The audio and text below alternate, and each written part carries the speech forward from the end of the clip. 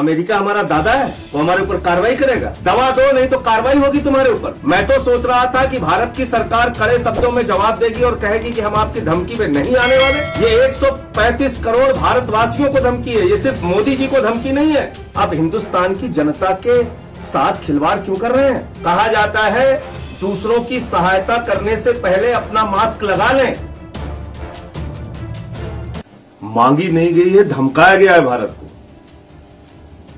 America के राष्ट्रपति Trump ने साफ शब्दों में भारत सरकार को, मोदी जी को धमकाया है और उन्होंने कहा है कि मैंने मोदी जी से बात की है और अगर वो नहीं मानते तो उन पर कार्रवाई होगी। अमेरिका हमारा दादा है, वो हमारे ऊपर कार्रवाई करेगा।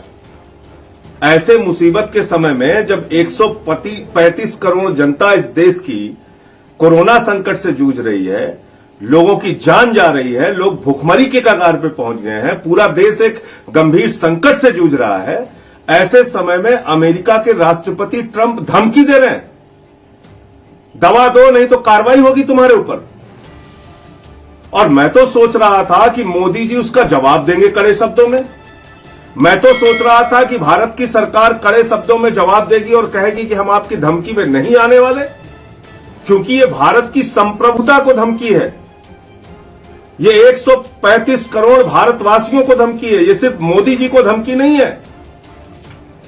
और बजाय इसके कि आप उस धमकी का जवाब देते, मैं आज देख रहा हूं विदेश मंत्रालय कह रहा है कि साहब हम दवा देने के लिए तैयार हैं अमेरिका को।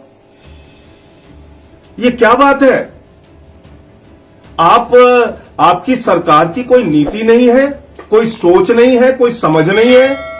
आप 19 मार्च तक, जब पूरा देश संकट से जूझ रहा है, 19 मार्च तक आप वेंटिलेटर सप्लाई कर रहे हो, मास्क सप्लाई कर रहे हो, विदेशों में भेज रहे हो, सैनिटाइजर भेज रहे हो।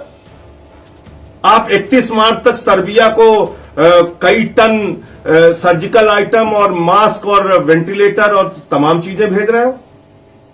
और आज अमेरिका ने आपको धमकी दे दिया तो आप कह रहे हो हम दवाएं भी भेज देंगे। आप हिंदुस्तान की जनता के साथ खिलवाड़ क्यों कर रहे हैं? मोदी जी को साफ शब्दों में कहना चाहिए कि हम किसी भी प्रकार की कोई भी धमकी में नहीं आएंगे और किसी भी प्रकार की कोई दवा नहीं देंगे। भारत संकट में है। जिस तरह से इंटरनेशनल क्राइसिस है, सब जगह ये मांग की जा रही है, तो अगर भारत इसमें, भाई आप बताइए, 135 करोड़ की आबादी वाला देश है भारत, और इस देश में हजारों की संख्या में कोरोना पॉजिटिव अब तक आ चुके हैं। लगातार मामले बढ़ रहे हैं।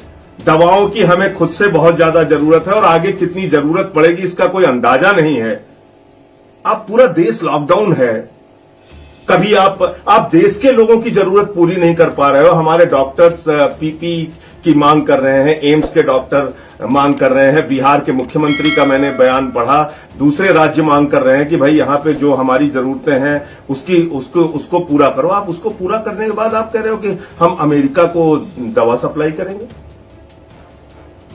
और वो दवा क्लोरोक्विन जो सबसे महत्वपूर्ण मानी जा रही है कोरोना संकट से जूझने के लिए, जो दवा अब तक के शोध में, अब तक के रिसर्च में, अब तक के प्रयोग में पूरी दुनिया में सबसे महत्वपूर्ण मानी जा रही है, क्लोरोक्विन, और उस दवा को आप कह रहे हो कि हम अमेरिका को भेजेंगे।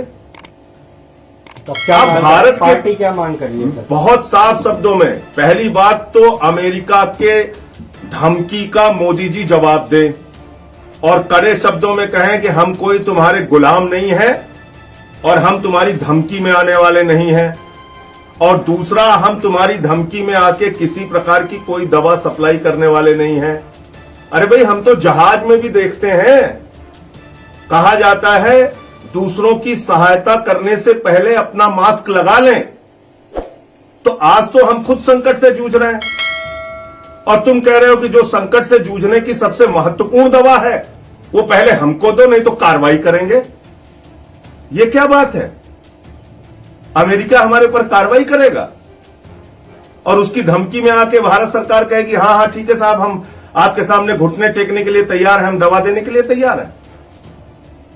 ये बहुत ही शर्मनाक बयान है जो आज विदेश मंत्रालय का आया। मैं तो अपेक्षा कर रहा था, उम्मीद कर रहा था कि मोदी जी उनके इस धमकी का, ट्रंप की धमकी का जवाब देंगे, बजाय इसके ये कहा जा रहा है कि हम दवाओं की सप्लाई करेंगे, ये बहुत ही दुर्भाग्यपूर्ण है। बहुत शुक्रिया। दोस्तों, अगर आपने अभी तक हमारे चैनल को सब्सक्राइब नहीं किया है तो सब्सक्राइब करें और लाइक बटन पर क्लिक करके हमारा हौसला बढ़ाएं ताकि हम आपके लिए और बेहतर जानकारी लाते रहें। Do like, share and subscribe Fox News India, news beyond politics.